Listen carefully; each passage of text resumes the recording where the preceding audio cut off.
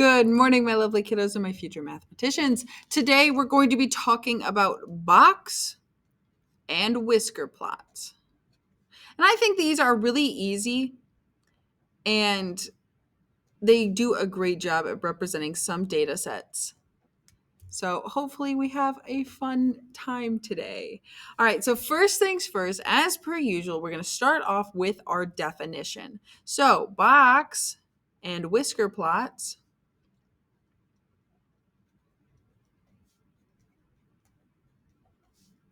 They show the spread of the data set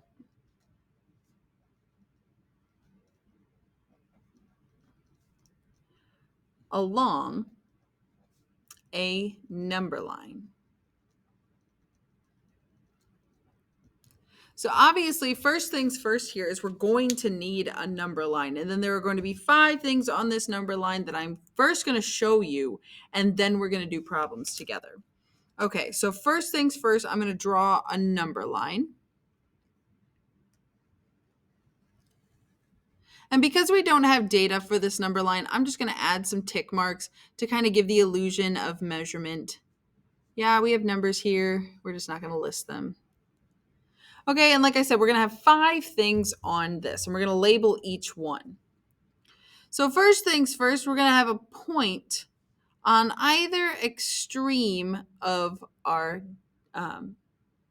number line here. Now this one towards the left is going to be our least value, which makes sense because it'll be towards the smaller numbers. Contrary, over here is going to be our greatest value, which makes sense because it's over by the bigger values. Then we're going to have 3 lines. We're going to have a line right here-ish, and that's going to be, I'll write this below, this is going to be our first quartile.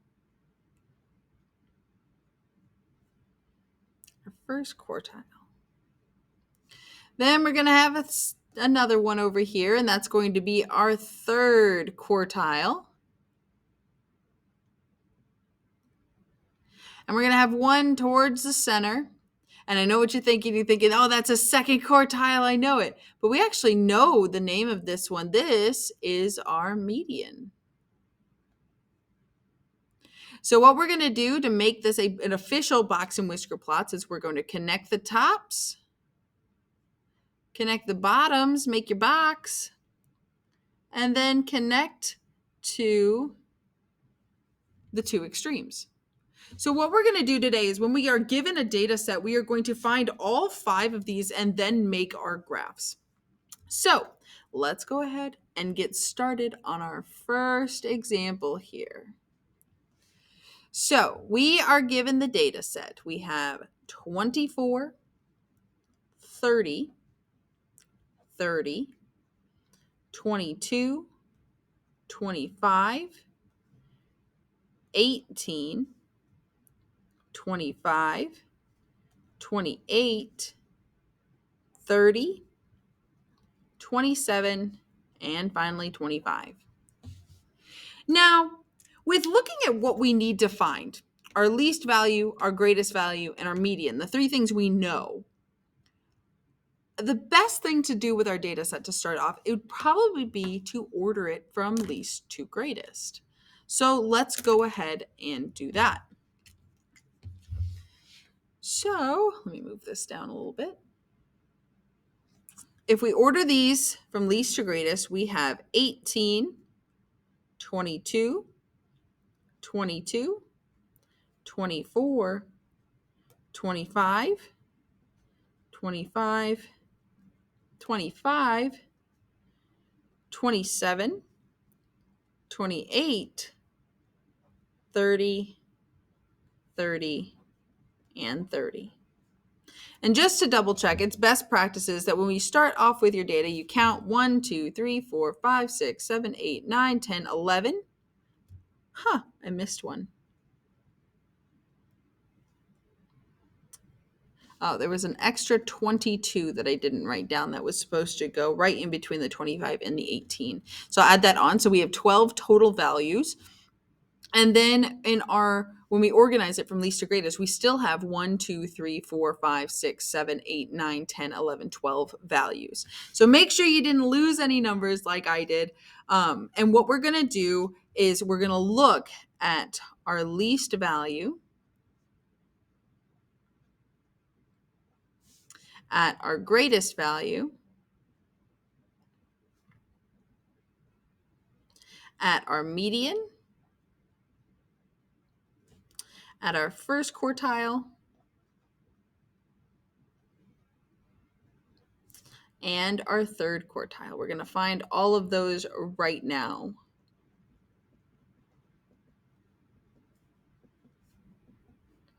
So the ones that aren't very hard are first our least value. It's whatever is smallest in the data set, and we can see that that number is 18.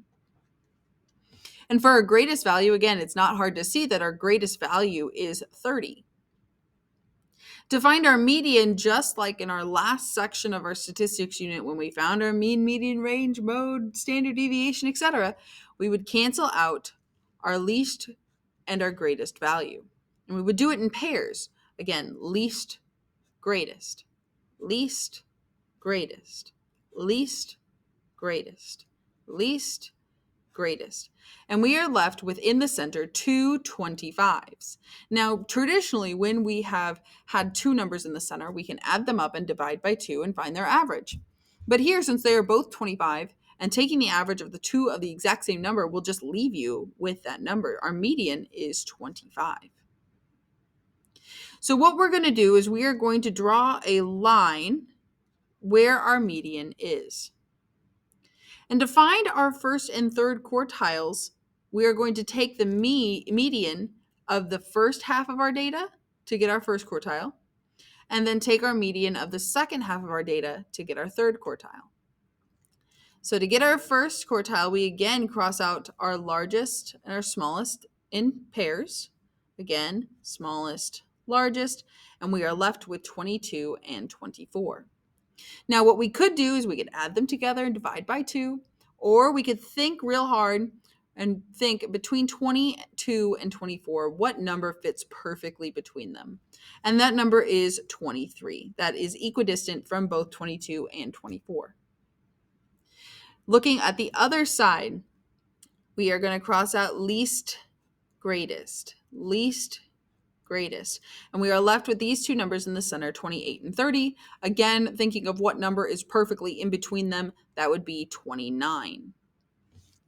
So now that we have all 5 of our values, what we're going to do is we're going to go ahead and draw our graph here. I'm going to take up the whole space because why not?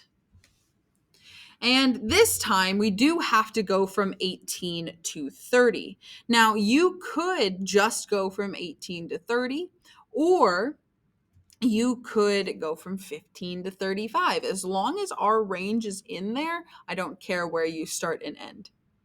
And just like what we did on Friday with counting by more than just one in those scatter plots, you could count by 2s, 3s, 4s, 5s, however many you want here as well. I am going to stick to 1s. So I'm going to start at 18 and I'm going to count up. So 18, 19, 20, 21, 22, 23, 24, 25, 26, 27, 28, 29, and 30. And just because I have a little extra room, I'm going to 31. And then let's go ahead and plot our graph here. So we are going to put points on our extremes. So on that least value of 18 and our greatest value of 30. Then I'm going to draw my lines on our first and third quartile and our median. So I put a line on 23 for our first quartile, a line on 25 for our median, and a line at 29 for our third quartile. Now to finish up, we connect the tops, connect the bottoms, make a box, and then connect the extremes to the sides of the box, making our whiskers. Now tomorrow we're going to interpret these. Today we just want to make them. So this is as far as we're going today with this. Let's go ahead and do another one. We have 4 together and 1 on your own. So for number 2, I'm going to put a little squiggly because you guys know I love my squigglies.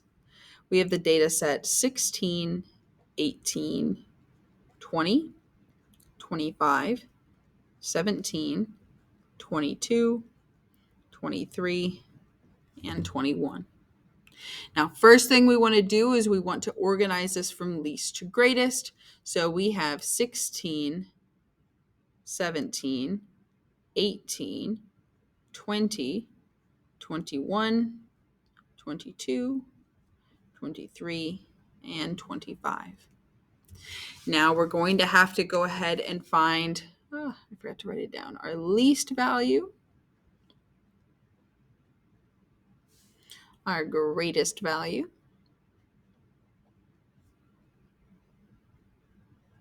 our median,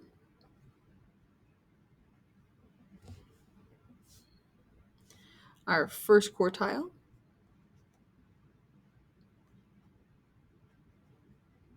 and our third quartile.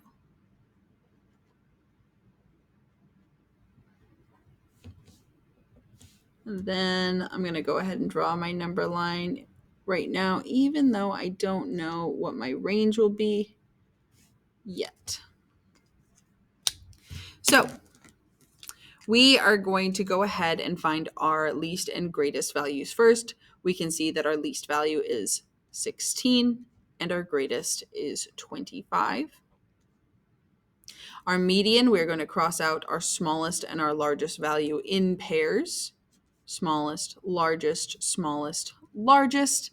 And we are left with 20 and 21. Now, yes, you still could add these together and divide by 2, but let's think. What is perfectly in between 20 and 21? And that would be a decimal, 20.5. And decimals are fine here. We are allowed to have decimals. We're going to put our line for the median right in the center here. And then we are going to find our first quartile, which means taking the median of this first piece here. So least, greatest. And now we are between 17 and 18. And the number perfectly in between 17 and 18 is 17.5. Excuse me. And then for our third quartile, we are going to cross out our least and our greatest, leaving us with 22 and 23 in the center. So the number perfectly between that would be 22.5. Now that we have all of our data here, we can see that we are only stretching between 16 and 25. So let's go ahead and do that. So 16, 17, 18, 19, 20, 21, 22, 23, 24, and 25. And you can see that these numbers down here are a little more spread out than these numbers up here. So we are going to put a point for our extremes at 16 and 25. And then we are going to draw lines on our first and third quartile and our median. Starting at our first quartile, we had to find the number in between 17 and 18. So we are going to draw a line in between 17 and 18 to represent our first quartile of 17.5. For our median, we had to go in between 20 and 21. So we are going to go between 20 and 21 to represent 20.5. Now, this doesn't have to be perfect or exact, just as close as you can to the center. And then finally, our third quartile, like we had to choose between 22 and 23, or go between 22 and 23 rather. We are going to go between 22 and 23 here. And then we're going to connect our tops, connect the bottoms, make the box, And then go ahead and connect our whiskers here as well. Let's keep going. I have 2 more for you guys and then 1 for you to do on your own.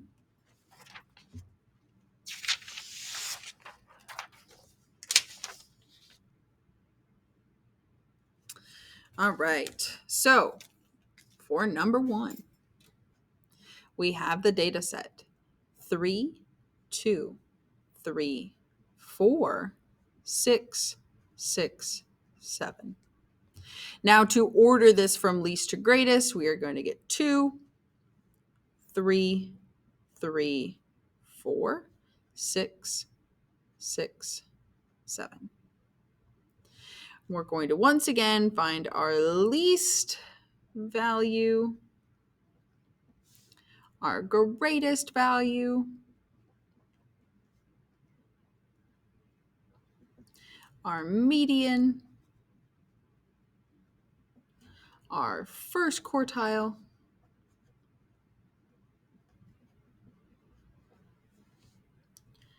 and our third quartile.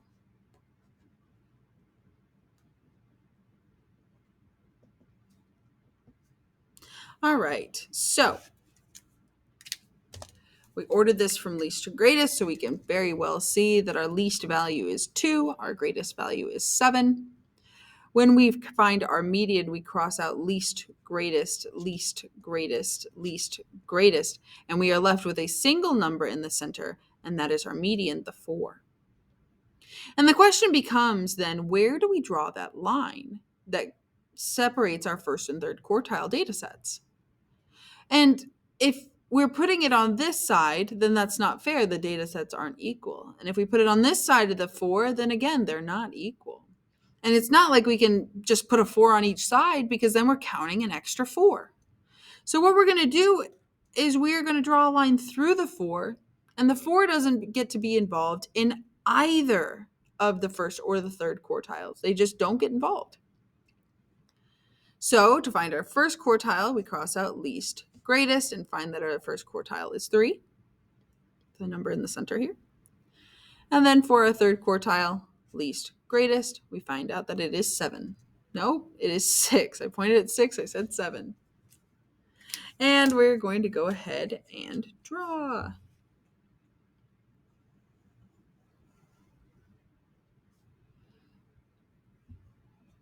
So here we are just going between 2 and 7. So this is going to be a very small graph. I'm going to just go very wide. 3, 4, 5, 6, 7, and because I have room 8. So you can see that this is much more spread out than our other data sets. We're going to put a point on our extremes, 1 above 2, 1 above 7. We're going to put lines on our first quartile of 3, our median of 2, 4, and then our third quartile of 6.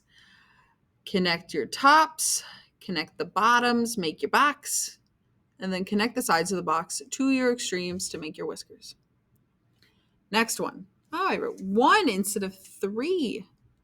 This is our third example. Crazy, crazy, crazy. All right.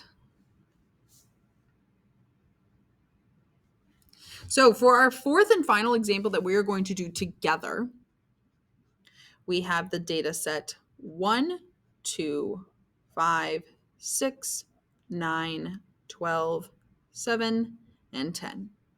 When we order it, it's going to be 1, 2, 5, 6, 7, 9, 10, and 12. We're going to find our least value, our greatest value,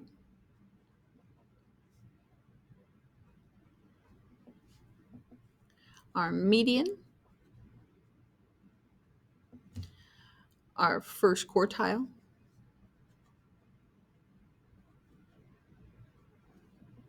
our third quartile,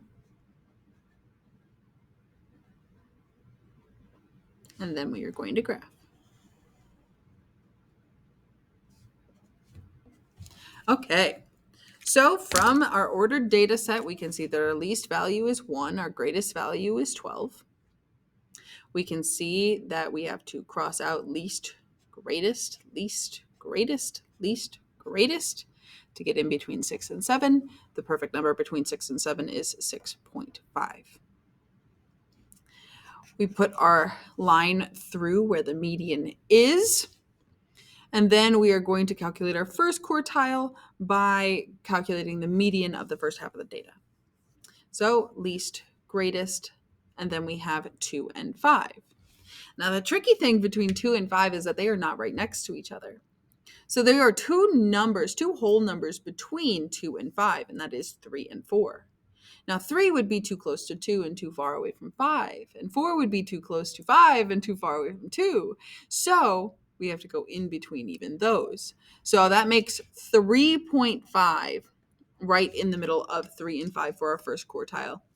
And yes, we could have added them together and divided by 2 if you think that is easier. And then finally, for our third quartile, we cross out our least greatest between 9 and 10. Easy peasy, 9.5. Now we are just going between 1 and 12 here, so I'm going to once again count by ones.